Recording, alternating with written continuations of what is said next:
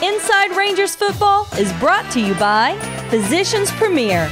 Our conveniently located freestanding ERs are fully equipped and expertly staffed so you get the best care closest to home. At Physicians Premier, you'll find faster service, friendly doctors, and a comfortable level like no other. And Texas Regional Bank. Buying or building a home? We have construction and mortgage loans to help. For all your personal or business banking needs, Texas Regional Bank. The people you know.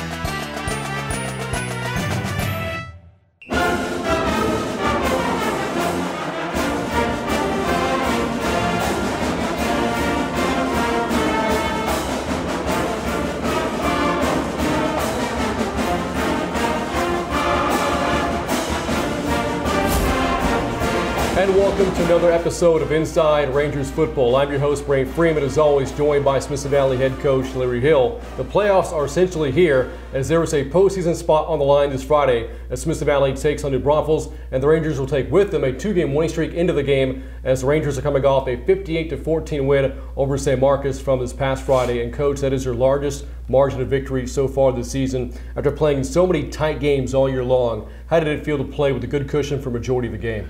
Well, you know, of course, return the opening kickoff for a touchdown. So right away, you know, they have an uphill battle, and you know we hadn't had that kind of start. You know, like you said, they've been competitive back and forth, down to the wire type games nearly every week, and so it was good to get out front, make them play catch up, and then also good too, you know, to be able to play all our players in a significant amount of minutes. That obviously can't happen when you're playing the type of games that we've played. So it was a good night all the way around. Now, we don't know what the future holds in terms of a potential playoff schedule, but this was possibly your final home game of the season. What did it mean then to send the senior class off with a win in what could ultimately turn out to be their final game at Ranger Stadium? Yeah, it was senior night, senior recognition or senior parent night, which and then very likely, you never know, as you said, their last home game in the stadium, and then to get a win that was put away early so all of them could play and play a significant amount of plays. That, you know, you probably couldn't have scripted that any better.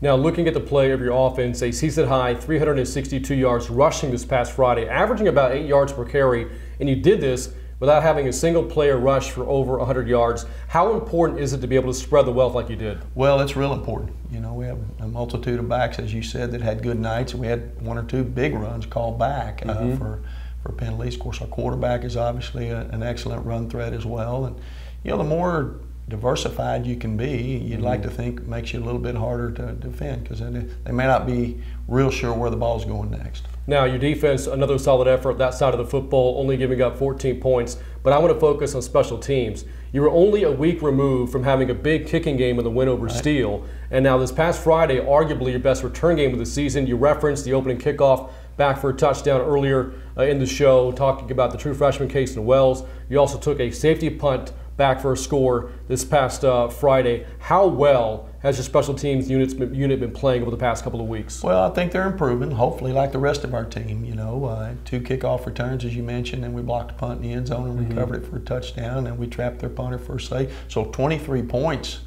as a direct reflection of just the punt block unit and the kickoff return unit, not to mention your extra points that you made. So, you know, those points count. They count just the same as a long run or pass or anything else. And so that was important, is important, and will continue to be important. Again, the Rangers coming off a big win over San Marcos from this past Friday. They had a lot of big plays. So with that, let's once again go inside the film room and take a look at the plays of the week. Let's take a look. Our first play of the week is the very first play of the game. We won the toss, elected to receive, and they kicked off to us a real deep kick. Freshman Casey Wells takes the kick near the goal line, and I'm kind of highlighting 4 blocks here. You can see we're engaged with a lot of players here, steering them and trying to create an alley to run in. Pick up another block right there on the numbers, and then as you see the play unfold, Casey's able to hit that thing in the alley, and we get one final block right there with actually Jalen Nutt, who was back there with Casey as a dual receiver. And then Carson Padilla at the very top gets a block. Little nudge on the kicker, which allows Casey to get in the end zone. So what a great way to open the game with a 99-yard kickoff return. And you know, we hope to get out quick, and that's about as quick as you can get out. If you watch it here from the end zone, you get a little bit better look at what it looks like if you were the guy running the football. The kick Kick comes, as you can see, just to the right of the screen, comes down to Kaysen at or near the 1 yard line, and here come all those blocks. We're getting some kick out blocks, we're getting some kick in blocks, and there's a big alley to run in. The final kick out block there from Matt Komisberger, and then Kaysen's off to the races. Gets a block from Jalen there. You can see Carson Padilla at the very top getting a nudge on their kicker, left side of the screen there. Kaysen's able to get inside the pylon and go. You know, just an outstanding play, an outstanding way to start off the football game. Our next play of the week is an offensive play, and it will involve Kaysen Wells again. He's the slot receiver at the top of the screen with a circle around him. As the play starts, it looks like a sweep to the right. Mark Franco, our running back, has the ball in his hands, but as he starts on the sweep, he actually pitches the ball back to Kaysen. Now we're running a reverse to the left side of the field. Lots of blocks sealing the San Marcos defense to the short side of the field, giving Kaysen quite a bit of room, and then the one unblocked defender is going to get blocked by our quarterback of all people, Levi Williams, who's known for other things, throwing and running the ball, gets a block, and then Kaysen is able to do the rest with the last guy. You can see breaks the tackle and then has enough speed to outrun him to the end zone. So just a well-executed play all the way around. You can see it from the end zone pretty good. Once again, focus on the San Marcos defense, you know, really running hard to what they appear or what they believe to be as a sweep play. Here comes the pitch, and you can see that we've got three blockers, Levi on the right, Ethan Sill in the middle on their cornerback, and then Logan Smith, our left tackle, will actually pick off the free safety coming from the other side, get nudges on those guys and allow Kaysen to do what he does. And just a well-executed play by a lot of guys, not just Kaysen himself. So big play. Our last play of the week is a defensive play. Just a great surge by our defensive front. It's a pass play by San Marcos. You have Trey Moore on the left. Next in is Trey Witcher. Next on the top of the screen is Tanner Hobeck, a junior defensive end. They get immediate pressure, and when they do, we loop Will Gibbons around to the outside. Tanner Hobeck's the first to arrive, forces him up. Trey Witcher denies him the opportunity to scramble back to the right, forces him into the funnel, and when they do, Greg Eggleston on the top and Will Gibbons on the bottom combined for the sack, and then we get Trey Moore, who started this whole thing. Just a great team sack, if you will. If we'll look at it from the end zone view, again, you see Tanner on the left, Trey Witcher in the middle, Trey Moore on the right, forcing him into the funnel. Steps up, Trey keeps him from going outside, Trey Witcher that is, and when he steps up, here comes Greg Eggleston, Will Gibbons, Trey Moore on a team sack right there, denies them the opportunity and sets up a punting situation. And those are our plays of the week. And again, they came in a 58-14 win over San Marcos. Coming up next, or coming up later in the show, we're going to preview the Rangers' next game against the Braunfels with, again, a playoff spot on the line. Coming up next, though, we have this week's Senior Moments, Little Men, Rangers Trivia, and more. Back with more Inside Rangers Football in just a moment. Come on in. Hey, Coach, I'm here to try out for the Rangers mascot. I mean, what's better than the guy who Smithson Valley was named after? Don't you mean Benjamin Smithson? You're Benjamin Franklin. Smithson? Oh, that makes sense. He was instrumental in founding this area in 1856. He was one of the first Rangers. The first Ranger. What position did he play for you, Coach? He was a Texas Ranger, a Western lawman. I get it now. I like where this is headed. Be right back. Hey, Coach, how about another perfectly executed shameless plug while I'm gone? If you need video production work, there's no finer organization than WIC Productions. It's who we trust for Rangers Network and game night scoreboard production at Ranger Stadium. Well... Oh, you nailed it. Rangers we will be! WIC Productions. Watching a video is just better than reading stuff. Since I've had GVTC installed in my office, I've been able to get a lot more done. With fiber speeds up to 1 gig a second, I can turn in all my schoolwork on time, keep up on social media, and watch game film with no interruptions. Whoa, we haven't even played that game yet. Yeah, it's that fast. Enjoy uninterrupted entertainment with your favorite apps through our professionally installed GVTC Wi-Fi home network. Log on to gvtc.com to sign up today. Chicken Express is the place for legendary chicken tenders, the freshest sides, and the best sweet tea in Texas, Chicken E Sweet Tea. Let's give a big thank you to the Brown family for supporting all the high schools in the area for over a decade. Dine in, drive up, or drive through. We'll see you at Chicken Express. And welcome back to Inside Rangers Football. A lot coming up in the show to include a preview of the regular season finale this Friday at New Braunfels. But right now, we're going to have some fun once again in this week's Senior Moments with our host, Emily Wick. Emily? Thanks, Coach. Thanks, Brant. All right, guys, I'm here with Sterling, John, and Matt. Boys, do me a favor. What do you think it is? Take out your phones and text your mom you love her. There you go. You know the drill. So Sterling, you're a character in Wizard of Oz. Who are you? Wizard of Oz. I'm probably the wizard. The wizard? Okay, I wasn't expecting that. Why the wizard? Because I'm wise. Okay. How are you wise? Just saying. You just are? Are you wise on the football field? Yes, ma'am. Yes, that's good. Pay no attention to the man behind the curtains. Yeah, that's exactly what he says. You gotta do it turning the crank though. Oh, pay no attention to the man behind the curtains. That's right. So John, your character, who would you be? I'll be the Tin Man. The Tin Man? You didn't have a heart? Yeah. Oh, yeah. I got no heart. You got no heart. Matt, who would you be? I think I have to be the lion. The lion. Oh, the cowardly lion. Oh, you'd be the scared one. How does he go? Can you imitate him for me? Oh, God, no. I haven't seen that movie in forever. Because he's always holding his little tail. He's always, Put him up. John, do you remember how the Tin Man went? He just got freaking rusty everything, so he's like.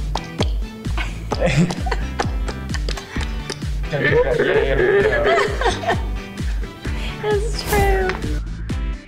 Matt, you're in an action film. Would you do your own stunts? Oh, yes. Yes? Absolutely. No hesitation. No hesitation. Is there anything you wouldn't do? No. No. I would do everything. So we may see you in a career in a stuntman. Oh, yeah. Yeah. Most definitely. You're next Tom Cruise. Yeah, Mission Impossible. Oh, yeah. I can't be Tom Cruise's stunt double because he doesn't need one. Oh, there you go. You're the next Tom Cruise. Well, I'm ready to see if that happens. All right. Show me the money. I don't feel you. Show me the money.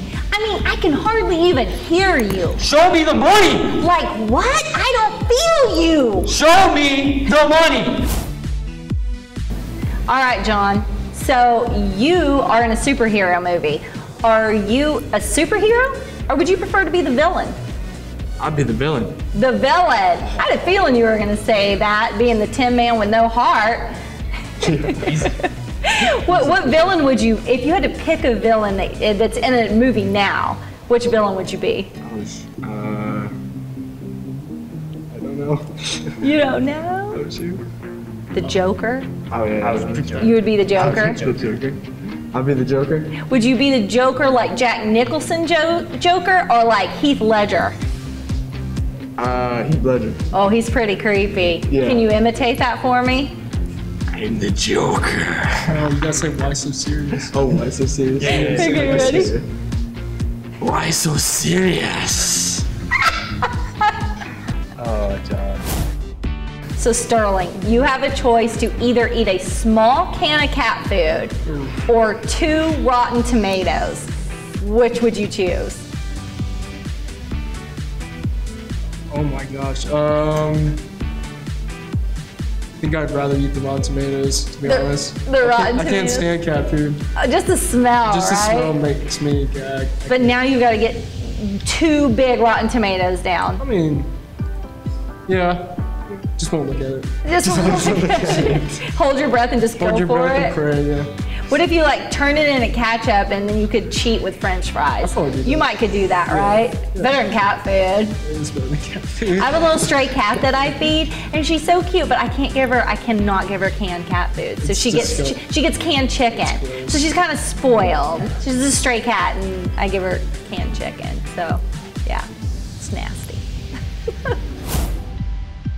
So Matt, if you could healthily exist with either giving up food or sleep, which would you give up? I gotta say food. Food? I have to sleep. You have to sleep. Sleep is more important to you than food. Yes, all right. Y'all sleep a lot? We do. Yeah. Take some power naps. Yeah. This Coach Hill get y'all up here pretty early though, starting now. No, not too early. Not too early? He gives y'all a little bit of time? Yeah. All right, boys, we've got some Ranger trivia. Whoever answers this first correctly wins a prize.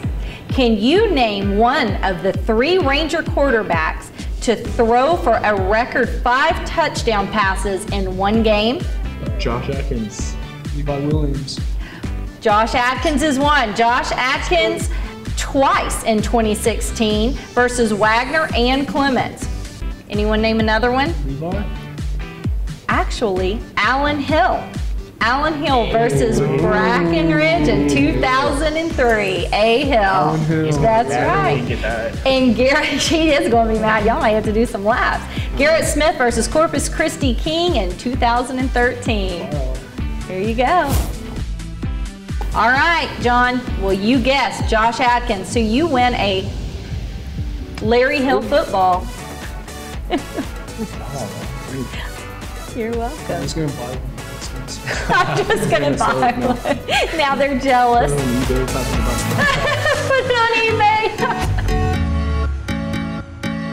And Coach, kind of fun there in this week's Senior Moments to see your deep snapper, John Beck, featured. Well, John's a big part of our team, very valuable. He handles all of our deep snapping, both on our extra point field goal and also our punt. And it's a role he takes very seriously, spends a lot of time on it away from the practice field.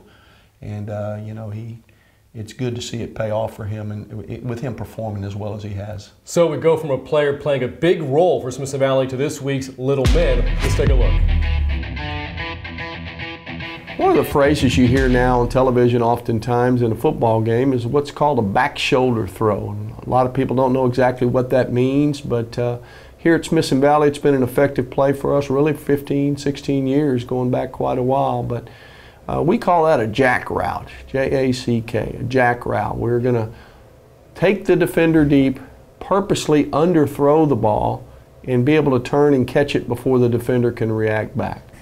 Let's go to the little men and take a look and see what that's supposed to look like. Here you see a receiver on our offensive left as we move up the field. And what we try to do is put the formation to the other side of the field and get a one-on-one situation with a cornerback and a wide receiver. As the receiver goes down the field and threatens to go deep, the defender typically will turn and they'll run side by side all the way up to a designated depth. The quarterback will actually make the throw, and instead of making the throw deep and up the field on a traditional streak route, which we have, he will purposely throw the ball behind and to the outside of the receiver. The defender, whose eyes are away from the quarterback, is running, fearing the deep ball. Then the ball's thrown out here, and at the last minute, our receiver turns and faces the quarterback and flips his hip and actually catches the ball here, ideally while the defender keeps running. So that's what they call a back shoulder throw, because you actually throw it to the back shoulder of the receiver, purposely behind and to the outside, makes the catch before the defender can recover. Very difficult route to throw and catch. Takes some time to learn how to do that. Takes a lot of practice, but it can be very effective and has given us many big plays through the years. Let's go to some game tape and see what the back shoulder throw or the jack throw looks like in live action. Here we have the back shoulder throw in one of our games last year. You see our receiver wide to the left, and there's the cornerback that we're trying to isolate him against. As the play unfolds, the play action gets him one-on-one, and you can see that both his shoulders and the cornerback's shoulders are turned to the inside. As the ball's in the air, he suddenly stops and turns. The defensive back is just a fraction late turning, and by then the ball is thrown well to the outside shoulder, and he makes a difficult catch against the defender, but the defender's a little slow reacting because he felt like the ball was going to be a streak route or thrown up the field. Here's a slightly different angle. You see nice protection from the cup, and you can see right there he came down with it while the defender's shoulders are turned a different way. Here's another look, again to the left side. Have a receiver isolated one-on-one with the cornerback, as we've discussed. Right there, he's threatening to go to the outside. The ball is then thrown to the sideline. The defender, as you can see, continues to go that way, and he's pinned to the inside, makes a catch, of course, makes a guy miss, and takes it the rest of the way for a touchdown. Here's again to the left side. We have a wide receiver left, cornerback isolated left, little play fake to hold the defense, going past him, scaring him that we're going deep, but in fact the ball's thrown to the outside while the defender keeps going up the field. Then we catch and make a big play. One more time. Seems like all these are to the left, but we have another defender isolated, one-on-one, threatening the deep ball, back shoulder throw to their sideline, turn and make a difficult catch. Have a nice look at this one from the end zone. Play fake to kind of hold the rest of the defense in, get the one-on-one. There's a nice look of how it looks to the quarterback as the ball's thrown. He turns and he flips. Defense sees it, but he's just a little late reacting, and the ball's in his hands before he can make the play. The back shoulder throw, it's given us a lot of big plays through the years. So hopefully in 2018 you'll see that play in action again and very successful. Now let's go to Ranger Trivia. This week in Rangers Trivia, like many of the Rangers' opponents this season, Smithson Valley has quite a bit of history versus New Braunfels. Friday's game marks the 19th all-time meeting between the Rangers and Unicorns and the 14th meeting in the Coach Hill era. How many wins do Coach Hill's Rangers have against the Unicorns in 13 tries? Is the answer A, 11 wins, B, 10 wins, or C, 9 wins? The answer is B, 10 wins. The series itself dates back to 1986, with Coach Hill's first game versus New Braunfels coming back in 1993. Since the year 2000, the Rangers are 9-1 against the Unicorns, winning the last 6 games in the series. And again, Coach, here we are discussing an opponent that you've had a lot of history against, in this case, New Braunfels, and you've had some entertaining games against the Unicorns over the years. There's no doubt. They're a great program. I've been here a long time, so I've, transitioned through several of their head coaches, but they've all done a good job. They have great tradition. Their kids play hard, got great community support. They're a great program, and we never really relish playing them. And looking forward to another entertaining game between the Rangers and Unicorns, a game we're going to preview coming up next. Back with more Inside Rangers football in just a moment. Let's go. Hurry up. Get the play in. Okay, here we go. Left retainer. Headgear. No popcorn. Straight teeth. That's a good call. Headgear? Straight teeth? Yeah. Good call. What's going on here? I thought I left you in charge. It was a good call. It was a great call. It was a really good call. Okay. Run the play.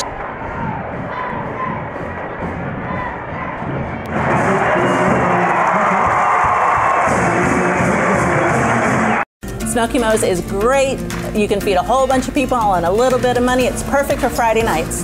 My boy's a football player, and this fills him up. The brisket is awesome. I like brisket and sweet. Brisket. I can't say it. They have the best turkey, brisket, sausage in all of Comal County. I agree, and the kids love it too. You're never going to play offensive line for the Rangers eating salad. Come get some beef. Get your guns up! Go Rangers!